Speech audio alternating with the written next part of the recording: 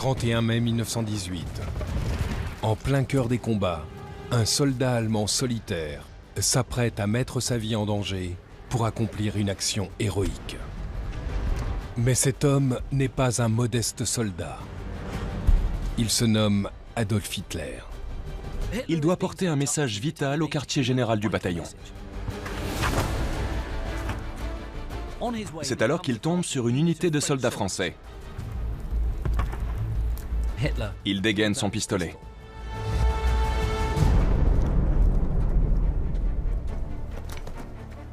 Les soldats déposent les armes et Hitler les fait tous prisonniers. Ce fait d'armes audacieux vaut au jeune Adolf Hitler la croix de guerre de première classe, l'une des plus hautes distinctions de l'armée allemande. Mais il y a un problème. Cette histoire est un mensonge. C'est la première d'une longue série d'affabulations. Elles sont forgées par un homme prêt à tout pour légitimer son ascension fulgurante vers les cimes du pouvoir.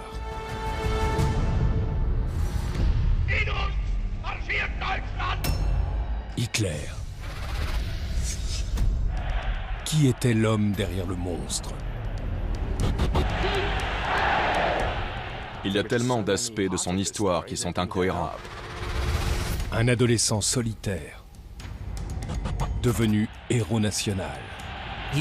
C'était le Messie pour les Allemands. Comment y est-il parvenu? Tout ça était un numéro, un spectacle. Il est temps de percer les secrets de l'homme le plus haï de l'histoire.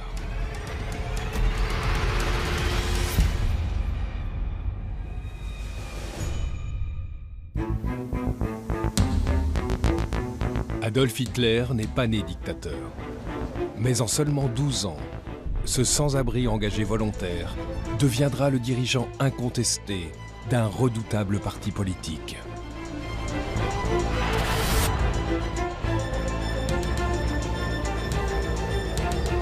Été 1914. De rares images d'une journée historique.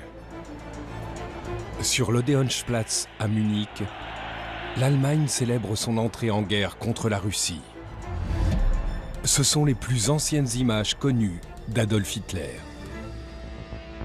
Le visage anonyme d'un homme de 25 ans, immortalisé sur la pellicule.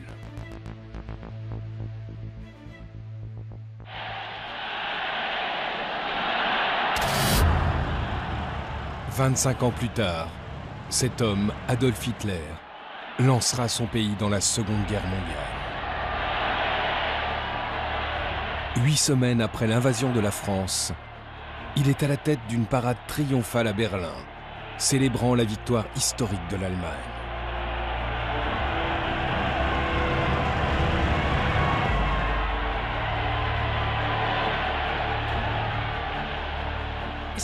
La mise en scène est digne de la Rome impériale, du triomphe de César, avec des gens jetant des fleurs et faisant le salut nazi à tour de bras.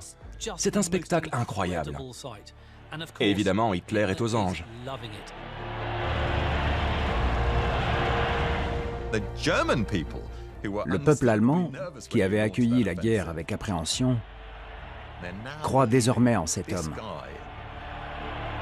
Il a quelque chose. Les Allemands sont persuadés qu'Hitler conduira leur pays à la tête d'un nouvel ordre mondial.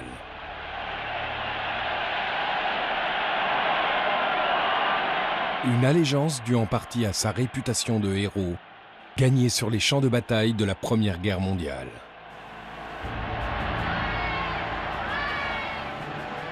Mais de nouveaux documents permettent d'esquisser une toute autre version du passé d'Adolf Hitler.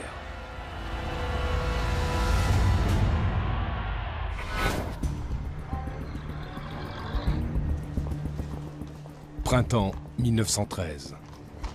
À 24 ans, Hitler fuit son Autriche natale pour éviter la conscription dans l'armée austro-hongroise.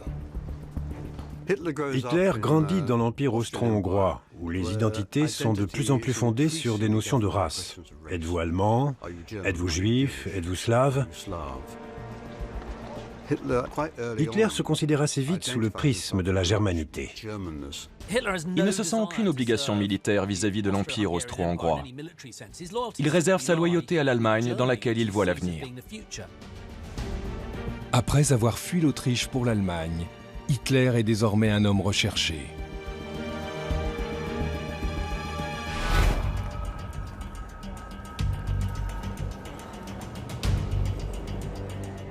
Huit mois plus tard, les autorités retrouvent sa trace à Munich et lui demandent des comptes.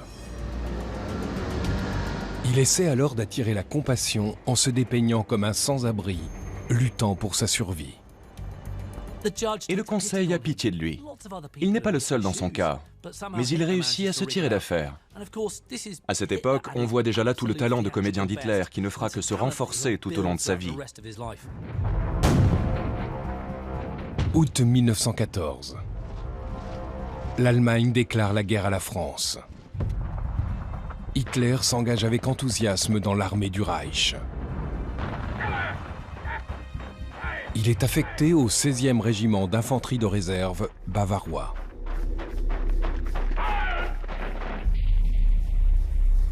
Il suit une formation express. Et après quelques semaines, il part pour le front occidental. Là, il est immédiatement lancé dans la bataille. Son régiment connaît un baptême du feu dévastateur.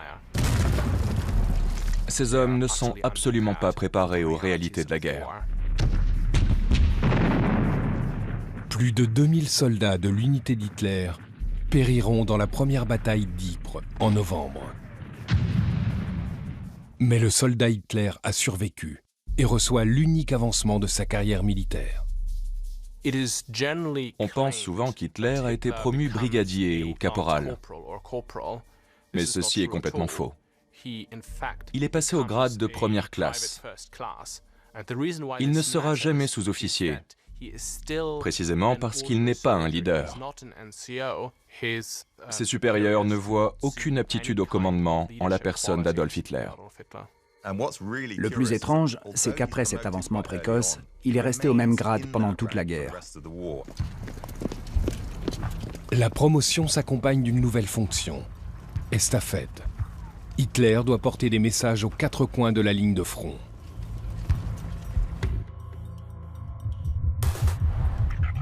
De nouveaux documents découverts dans les archives du régiment laissent à penser que cette mission n'est pas aussi dangereuse qu'Hitler le prétend.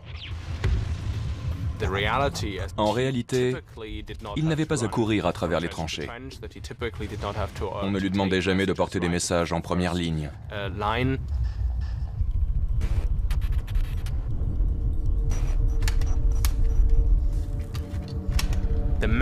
Pour les hommes des tranchées, les soldats comme Hitler sont des planqués. Contrairement à eux, ils ne sont pas exposés au feu de l'ennemi. Ils les appellent les Etappenschwein, les cochons de l'arrière. Ces documents inédits révèlent une autre incohérence dans le récit des actes de bravoure du soldat Hitler et ont abondamment été utilisés pour prouver l'héroïsme du Führer. En lisant ces documents, je me suis dit que ça ressemblait étrangement à l'histoire racontée par la propagande nazie. L'histoire des soldats français faits prisonniers. À un détail près. Dans la version de la propagande nazie, le héros était Adolf Hitler, alors que celui dont parlait le document était Hugo Gutmann, l'officier supérieur juif d'Hitler.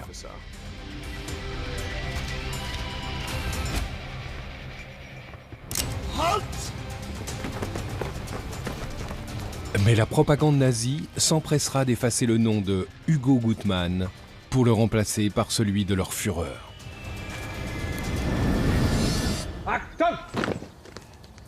Adolf Hitler. Dans les derniers mois du conflit, Hitler est décoré de la Croix de guerre pour avoir délivré un message sous le feu ennemi. Quand il reçoit sa décoration, on ne peut s'empêcher de l'imaginer en train de se dire « J'ai enfin fait quelque chose de ma vie ». Il portera sa croix de guerre pendant le restant de ses jours.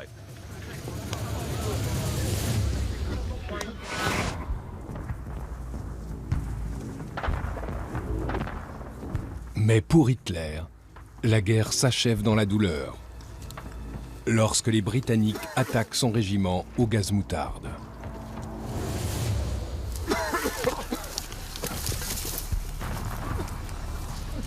Les gaz toxiques ont constitué l'un des pires aspects de la Première Guerre mondiale. Et Hitler s'en est pris plein le visage. Le lendemain, ses yeux n'arrêtent pas de couler. Il ne voit plus rien. Hitler est évacué dans un hôpital près de la frontière polonaise. Mais au lieu d'être conduit dans l'unité ophtalmologique, il est transféré en psychiatrie. Ce qui semble vouloir dire qu'après 4 longues années de guerre, il ne supporte plus la pression et qu'il est mentalement effondré. Après 4 années sur le front occidental, la guerre d'Hitler s'achève par un échec. Mais la transformation qui donnera naissance au Führer commence.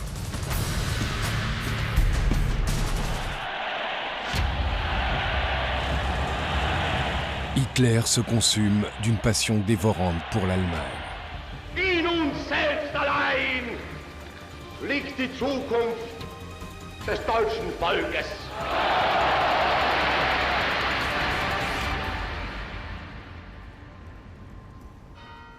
Il est pourtant autrichien de naissance. Il a vu le jour dans la petite ville de Braunau am Inn le 20 avril 1889. Hitler grandit dans une famille dysfonctionnelle. Son père est l'oncle de sa mère. Les 3 aînés meurent les uns après les autres et Adolf, le 4e, se retrouve enfant unique. Le petit dernier, Edmund, meurt à son tour et Madame Hitler tient à son seul fils comme à la prunelle de ses yeux. Son père, Alois, est loin de lui prodiguer la même affection. C'est un homme âgé, froid et distant. Il bat régulièrement le jeune Adolphe, qui en retour le méprise. Le petit Adolphe se plonge à corps perdu dans les histoires de cow-boys et d'Indiens écrites par l'Allemand Karl May. Elles décrivent notamment un chef apache qui lutte pour améliorer la vie de son peuple. Ces histoires ont peut-être constitué une bouffée d'oxygène dans la sombre vie du jeune Hitler. Elles lui ont offert une image fantasmée du vaste monde. À 9 ans, il déménage avec sa famille dans la banlieue de Linz, capitale de la Haute-Autriche. Ici, Adolphe rêve de s'adonner à sa grande passion, le dessin. Mais son père a d'autres projets pour l'avenir de son fils.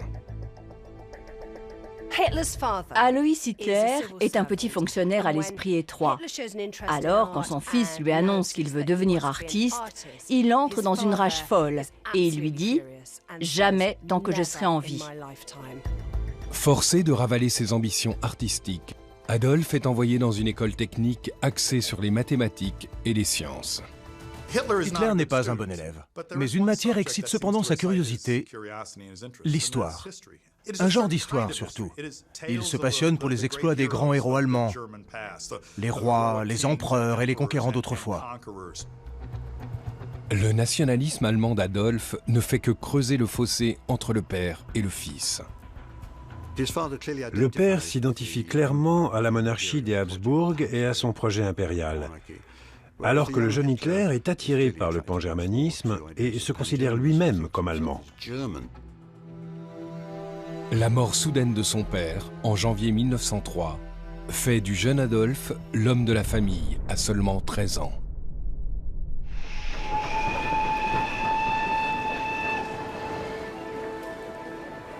Quatre ans plus tard, en 1907, il abandonne sa mère adorée pour se rendre à Vienne, où il espère entrer dans une école d'art. Il persuade son seul ami, Auguste Kubitschek, de l'accompagner. Dans la capitale, les deux garçons se découvrent une passion commune pour l'opéra. Hitler est littéralement fasciné par Wagner. Wagner met en scène une sorte de passé mythologique pseudo-germanique qui imprime dans l'imaginaire du jeune homme une vision idéalisée de la société qui est entièrement ancrée dans le mythe. Ce monde fantasmatique est très différent de la réalité. Le jeune homme de 18 ans le découvre en se présentant à l'examen d'entrée de la prestigieuse école des beaux-arts de Vienne. Les examinateurs lui expliquent qu'il dessine assez bien les bâtiments, mais qu'il est parfaitement incapable de faire un portrait.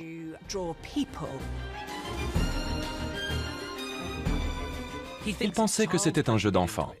Et quand il est recalé, il ressent un coup de tonnerre. Cet échec le bouleverse. Furieux d'être ainsi rejeté, il jure de se représenter. Mais son monde va bientôt s'écrouler.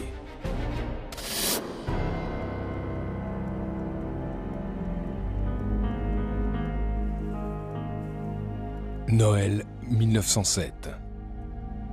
Hitler se rue à Linz, où sa mère est en train d'agoniser. La scène des derniers instants de Clara est poignante. Cette femme étendue sur son lit de mort agonise d'un cancer du sein. Elle souffre beaucoup. Ils sont unis par un lien affectif très fort. Et ce que voit Hitler, c'est sa mère mourante, mais aussi ce lien émotionnel qui se délite sous ses yeux.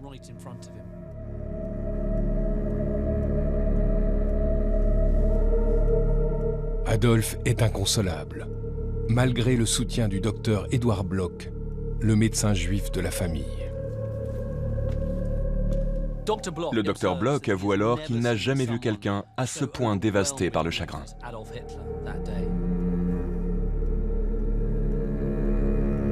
Bloch écrira « J'ai évidemment assisté à de nombreuses scènes de ce genre, mais aucune ne m'a laissé une telle impression.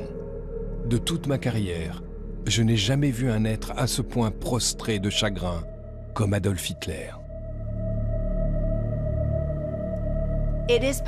C'est l'exemple parfait de cette extrême émotivité dont il souffrira jusqu'à la fin de ses jours.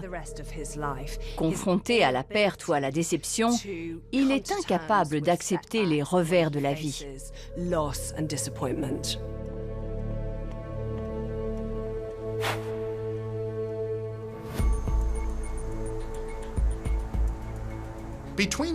Entre 1907 et 1909, Hitler connaît une véritable descente aux enfers et il termine quasiment à la rue à Vienne.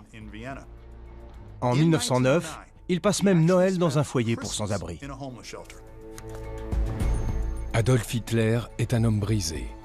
Ses rêves de gloire détruits, il cherche un bouc émissaire. Il commence à éprouver un ressentiment brûlant à l'encontre de cette bourgeoisie qui le rejette et qui n'a pas su voir en lui le génie. Tandis qu'il vit dans un foyer à Vienne, l'esprit du jeune Hitler s'imprègne des plus hautes instances du pouvoir. L'homme politique qui influence Hitler en particulier est le maire conservateur de Vienne avant la guerre de 14, Karl Lueger. Il admire sa capacité à comprendre la nature de la foule devant lui et à être en phase avec elle. Hitler prétendra que sa haine des Juifs a trouvé sa source à Vienne à cette époque. Mais ceci n'est que pure invention. Il a des amis juifs. Il est en contact avec des marchands d'art juifs. Rien n'indique qu'il ait eu le moindre conflit avec des juifs, ni la moindre raison de leur en vouloir avant la Première Guerre mondiale. Hitler réécrira à loisir l'histoire de ces années viennoises dans le but de servir ses desseins politiques. Tout comme il réécrira ses souvenirs de la Première Guerre mondiale, qui s'achève par l'humiliation de la reddition de novembre 1918. Il trouve ses boucs émissaires, les juifs, les socialistes, les pacifistes de l'arrière. Il dit que l'armée a été victime d'un coup de poignard dans le dos au lieu d'accepter la défaite militaire. Sa colère et son ressentiment grandissent. Il comprend vite qu'il peut les canaliser avec la politique. Il tient sa cause qui un jour mettra le monde à ses genoux.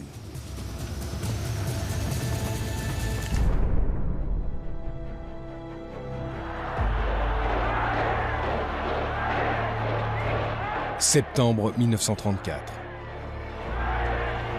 Le moment de gloire dont Adolf Hitler rêve depuis le début de la dernière décennie. Il devient le sauveur de l'Allemagne. Il harangue plus de 700 000 fervents nazis lors du congrès annuel du parti à Nuremberg. L'apogée d'une vie. Wir stehen fest zusammen für unser Deutschland. Und wir müssen fest zusammenstehen für dieses Deutschland. Après la mort du président von Hindenburg, Hitler cumule les postes de président et de chancelier pour devenir le tout-puissant Führer de l'Allemagne avec le soutien de 90% de la population. Denn in den Zeiten hinter uns, da habt ihr mir eure Treue tausendfältig bewiesen. Und in der Zeit vor uns kann es nicht anders sein und es wird auch nicht anders sein. Son ascension a été assez extraordinaire. Il est passé des bancs publics de Vienne au sommet du Troisième Reich. «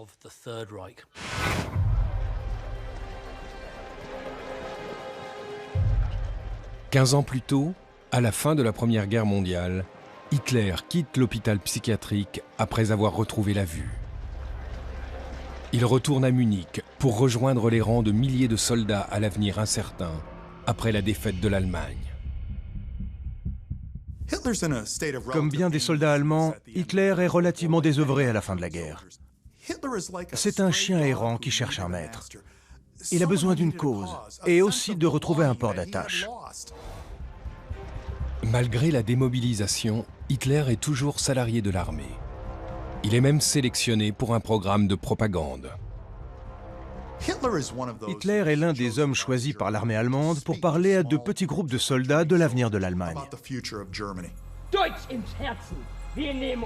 Il doit détourner les esprits de la propagande bolchevique auprès des soldats démobilisés. Hitler se dévoue corps et âme au programme qui lui permet de découvrir presque par accident ses talents d'orateur.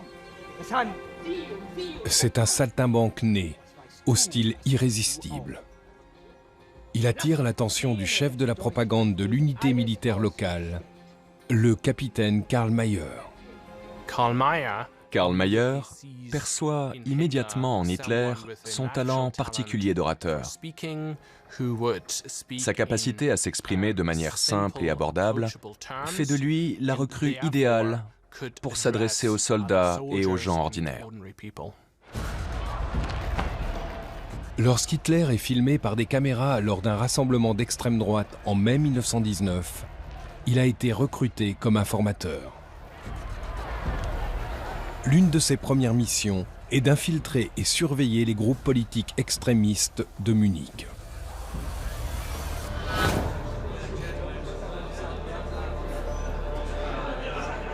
Il doit notamment espionner un groupe ultranationaliste radical, le Parti ouvrier allemand. Comme souvent à Munich à cette époque, le meeting a lieu dans un endroit improbable, une brasserie. Hitler n'est pas impressionné par ce qu'il voit. Une demi-douzaine de gens en train de parler de l'actualité de manière assez fruste. Hitler interrompt un débat sur le séparatisme bavarois pour leur faire la leçon sur le fait que l'Allemagne doit rester forte. Dans sa rhétorique agressive de plus en plus bruyante, il parle du sacrifice qu'ont consenti lui et tous les autres soldats, non pour la Bavière, non pour un État, mais pour tous les Allemands. Dès qu'Hitler prend la parole, quelque chose se déclenche en lui. Il réalise soudain que tout le monde est pendu à ses lèvres. Et le chef du parti, Anton Drexler, se dit « Il peut nous être utile ». Hitler se voit proposer de rejoindre le parti qu'il est censé espionner. Mais comme il se sent en accord avec ses idées, il accepte. C'est un groupe radical et Hitler se voit comme un révolutionnaire qui veut secouer l'Allemagne depuis la base. Pas comme un homme assis dans un comité en train de donner des directives, mais comme un homme d'action. En octobre 1919, Adolf Hitler délivre son premier discours officiel devant le Parti ouvrier allemand. Il évoquera ce moment clé dans Mein Kampf. J'ai parlé pendant 30 minutes et ce que je ressentais simplement en moi, sans en avoir conscience, était désormais confirmé par la réalité. Je pouvais parler. Hitler devient membre du comité du parti, recrutant des adeptes à l'aide de sa propagande enflammée. Ces idées ont un public potentiel très vaste. L'anticommunisme est florissant, l'antisémitisme se développe, tout comme la théorie du coup de poignard dans le dos. Donc, en ce sens, Hitler est complètement en phase avec l'opinion publique. Mais l'intéressant, c'est qu'il ne se voit pas encore comme le sauveur de l'Allemagne. Hitler quitte l'armée en mars 1920, alors que les adhésions au Parti ouvrier allemand explosent, avec pour effet une véritable lutte de pouvoir. Hitler devient une figure importante du parti et il n'est pas d'accord avec la stratégie d'Anton Drexler. Il démissionne avec fracas et menace de quitter le parti. Mais les membres du parti comprennent qu'Hitler a quelque chose de spécial et qu'il faut exploiter ses qualités, même si le prix à payer est d'accepter son autorité. Juillet 1921. Hitler annonce qu'il rejoint le parti rebaptisé Parti national-socialiste des travailleurs allemands, NSDAP, dont il devient le chef. Le socialisme d'Hitler est un socialisme de la race. Le national-socialisme n'est donc pas seulement la régénérescence de la nation allemande, mais aussi la révolution sociale. Hitler se souvient de ses ambitions artistiques pour créer une bannière flanquée d'un symbole inquiétant. Il s'investit totalement dans les moindres détails du visuel. Il utilise la swastika que des mouvements d'extrême droite ont déjà adoptée avant lui dès 1907. Mais lui, il en fait l'icône de l'imagerie nazie. Il est très malin. Il sait que tout le monde ne deviendra pas nazi du jour au lendemain. Donc il fait du neuf avec du vieux. La croix noire au milieu d'un disque blanc sur fond rouge. Il utilise les couleurs de l'ancien Reich allemand. En 1939, Adolf Hitler est façonné pour impressionner. Son image est précisément étudiée pour montrer qu'il n'est plus seulement le leader de la cause allemande, mais sa véritable incarnation. Créer la marque Hitler sera la clé de son succès. Et il s'y attelle dès son entrée en politique. Dans les années 20, Hitler est presque un fantôme. Les photos de lui sont extrêmement rares. Il est entouré de cette aura mystique qu'il construit délibérément sur sa personne. Elle est en accord parfait avec le surnom qu'il s'est choisi, le loup. Dans le but de trouver des soutiens et des fonds pour son nouveau parti nazi, Hitler soigne son apparence. Mais sa volonté de cultiver une image publique à la hauteur de ses ambitions délirantes est un fiasco. Il est ironiquement surnommé le roi de Munich.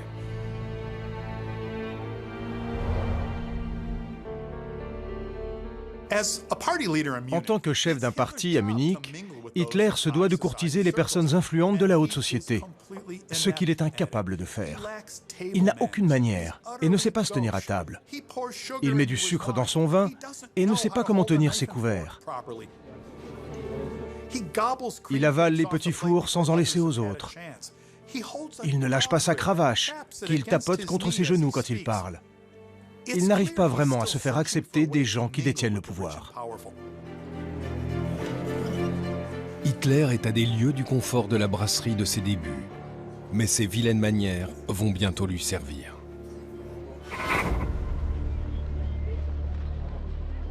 En 1923, l'incapacité de l'Allemagne à payer une dette s'élevant à des milliards de marks or à la France plonge le pays dans la faillite et provoque une crise financière.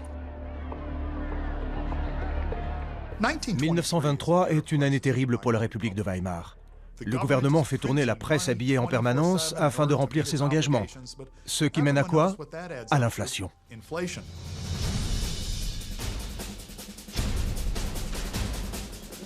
Avant la guerre, il fallait 4 marks pour $1 et ça a été de pire en pire. Peu après, il faut compter 20 000 marks pour $1. Avec une situation économique dramatique, le peuple allemand se désolidarise rapidement du régime démocratique de Weimar. Hitler prend le contrôle de la rue, inspiré par l'arrivée au pouvoir des fascistes en Italie l'année précédente. Hitler admire Benito Mussolini et surtout la manière dont il s'est emparé du pouvoir. Il prend délibérément pour modèle la marche sur Rome de Mussolini en 1922. Mussolini est devenu le maître de l'Italie en professant un nationalisme violent, ce qui ravit Hitler. Inutile de s'embêter à attendre le résultat des urnes.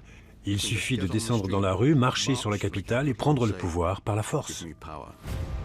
En novembre 1923, Hitler marche vers une brasserie munichoise, suivi par 600 hommes de son parti, communément appelés les troupes d'assaut. C'est l'endroit qu'avait choisi le Premier ministre de Bavière, Gustav von Kahr, pour s'adresser à une foule de 3000 personnes, dont certains des plus influents politiciens de l'État. Pour attirer l'attention de tout le monde, Hitler tire soudainement un coup de pistolet dans le plafond.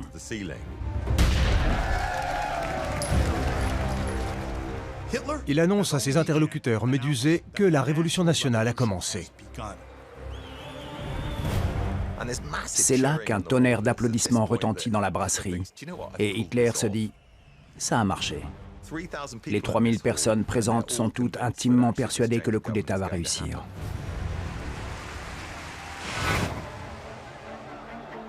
Le lendemain, Hitler est à la tête d'une marche de 2000 partisans, dont l'objectif est de prendre le contrôle de Munich. La réponse du gouvernement ne se fait pas attendre.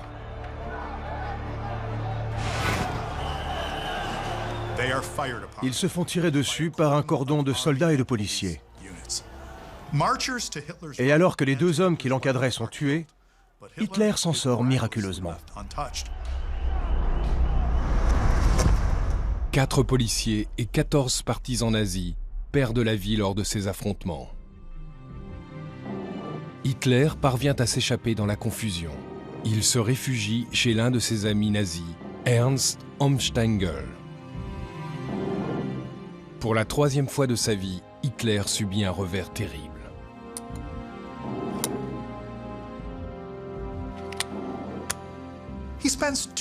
Il passe 2 jours à ruminer de sombres pensées en jouant avec son pistolet. La femme de son hôte réussit à le dissuader de se suicider. Mais Hitler sait pertinemment que le putsch a échoué, que le parti a volé en éclats et que lui-même est devenu la risée de tous. Le jour suivant, il est découvert et arrêté. Quand on lui passe les menottes, il insiste pour garder sa croix de guerre au revers de son veston. Même dans un moment pareil, c'est un homme incroyablement soucieux de son image. Le projet d'Hitler de sauver l'Allemagne devient un sujet de moquerie. Pour son coup d'État raté, il est inculpé de haute trahison et risque la peine capitale.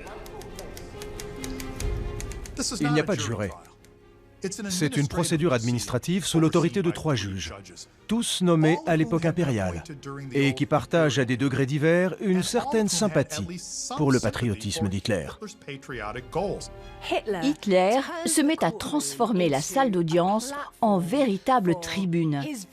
Ses propos sont rapportés dans toute la presse. Il est autorisé à parler. Et c'est en s'exprimant à loisir qu'Hitler se rend compte qu'il détient toujours le pouvoir.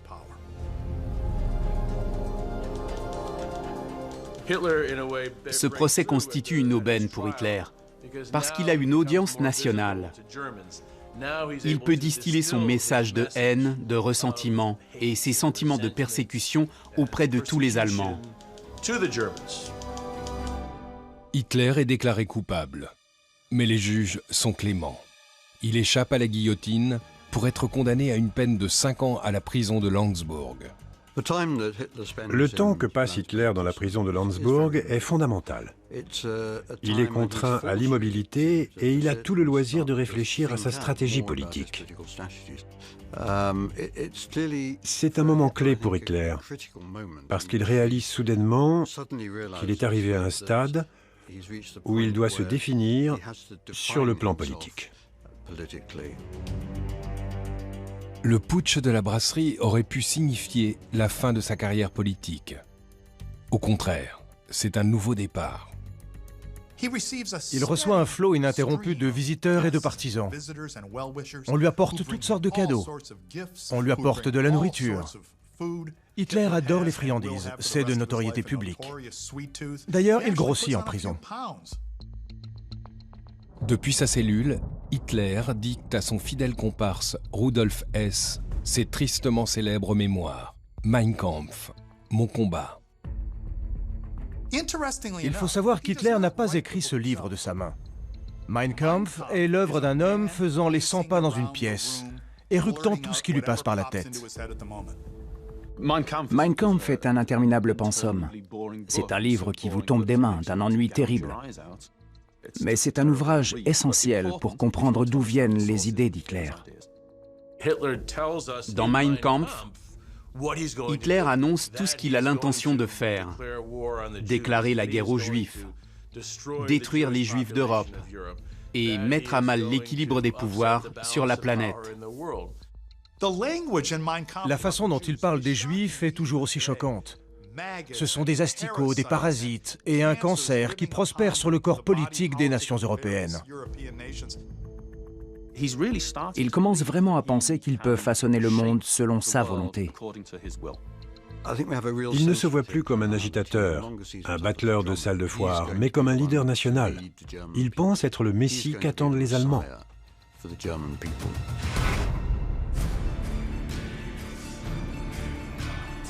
Après 9 mois de prison, Hitler est libéré prématurément pour bonne conduite. Mais en son absence, la dissension s'est installée dans les rangs du parti nazi. Hitler doit relever le plus grand défi de sa carrière politique. Et sa stratégie pour garder le pouvoir va se révéler aussi ingénieuse qu'impitoyable. Il sait qu'il n'a pas le droit à l'échec. Décembre 1924. Libéré de prison, Adolf Hitler retourne à Munich. Le parti nazi est déchiré par les luttes intestines. Et le gouvernement de Bavière lui interdit de s'exprimer en public, sa carte maîtresse. Pour un orateur de la trempe d'Hitler, c'est un énorme handicap. Hitler décide de changer de tactique. Il abandonne ses visées révolutionnaires et compte changer la République de Weimar de l'intérieur. Le fiasco du putsch de la brasserie l'a convaincu que la révolution à l'ancienne est illusoire. Il sort de prison, déterminé à agir dans un cadre légal. Sa priorité est de se débarrasser de son image de gangster. La mission de redorer le blason d'Hitler est entre les mains d'un ancien paparazzi, Heinrich Hoffmann, un allié qui l'a accueilli à sa sortie de la prison de Landsberg. Ils essayent différentes poses, différents costumes, dont les lederhosen, les culottes bavaroises. Mais en découvrant les planches contact, Hitler gratte les négatifs et les barres d'une croix rouge. Il se trouve ridicule. Il ne portera plus jamais cet accoutrement en public. C'est à ce moment-là qu'il décide de se donner une image d'homme d'État. Ses proches sont stupéfaits par sa transformation. Certains se moquent de lui et le surnomment Adolf Légalité. Hoffmann prend des milliers de photos afin de parfaire l'image idéalisée d'Hitler. Malgré l'ordre express de détruire les clichés qui n'avaient pas l'heure de plaire au modèle, Hoffmann en conservera la plupart. Hitler a une image si précise de ce à quoi il veut ressembler qu'il pousse le vice jusqu'à se faire photographier en train d'essayer des poses pour ses discours. Et ce qui reste de ce petit homme avec une drôle de moustache, c'est l'image emblématique d'un personnage charismatique. Tout ça était un numéro, un spectacle. Cette posture en particulier est très intrigante. Observez l'ampleur, le caractère expansif. Voyez comme les bras s'éloignent du corps et ce poing brandi comme une arme symbolique. C'est comme s'il allait passer à l'attaque. Hitler est conscient de tout ça. Il sait qu'en prenant cette posture et en brandissant une arme symbolique, il fera ressentir à son auditoire un puissant sentiment de danger et de colère. La métamorphose d'Hitler ne se limitera pas aux photographies d'Hoffmann. En février 1926, il focalise toute son attention sur le prochain obstacle, ce qui menace son autorité politique. L'un de ses plus proches lieutenants, Gregor Strasser, a tenté de mettre sur pied une faction dissidente dans le nord du pays. Hitler souhaite le garder sous contrôle. Mais il doit aussi prouver aux hommes de Munich qu'il est toujours le chef incontesté. Hitler convoque les cadres du parti à une réunion d'urgence à Bamberg. Les instances du parti nazi arrivent de toute l'Allemagne, dont Gregor Strasser. Hitler leur demande de prononcer un serment de loyauté indéfectible à son égard. C'est réellement un moment de vérité pour Hitler. Il compte ainsi réaffirmer son autorité sur le parti.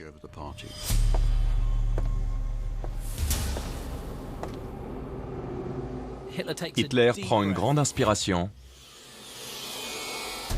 et se lance dans un discours dont il sait qu'il sera le plus important de sa carrière.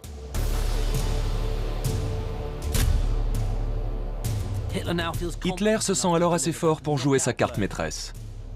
Demander un serment de loyauté à tous les cadres du parti, y compris Strasser.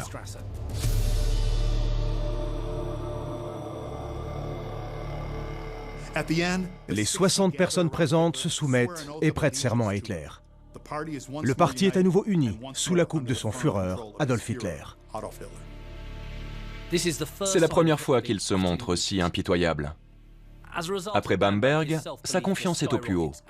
Il se dit qu'il pourrait bien être l'homme dont l'Allemagne a désespérément besoin. Hitler assoit son autorité sur le parti. Mais un homme n'est pas convaincu. Joseph Goebbels. Hitler s'est rendu compte que Goebbels possède les talents de communicant et de propagandiste dont il a besoin pour sa campagne. Et il est bien décidé à le courtiser. Il l'emmène à Munich, il l'emmène à Stuttgart, il le conduit dans sa voiture. Il fait un vrai numéro de charme à Goebbels pour qu'il le suive.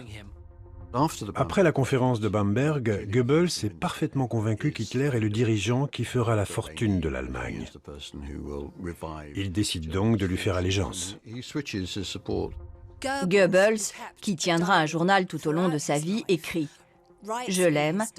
Il m'a parlé quand j'étais à ses côtés. Il m'a donné une photographie. Dès lors, sa loyauté ne se démentira plus jusqu'à sa mort. »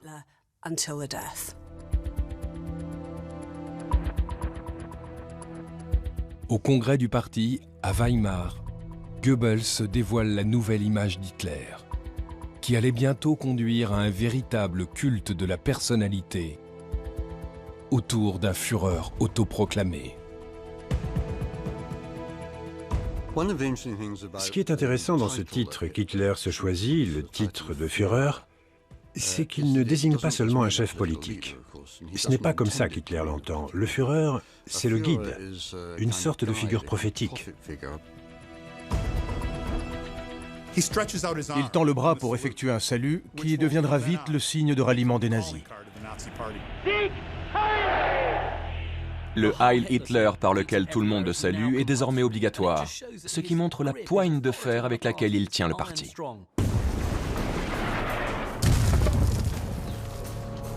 En seulement 8 ans, Adolf Hitler est passé de l'état de simple soldat à celui de leader incontesté d'un parti politique en plein essor.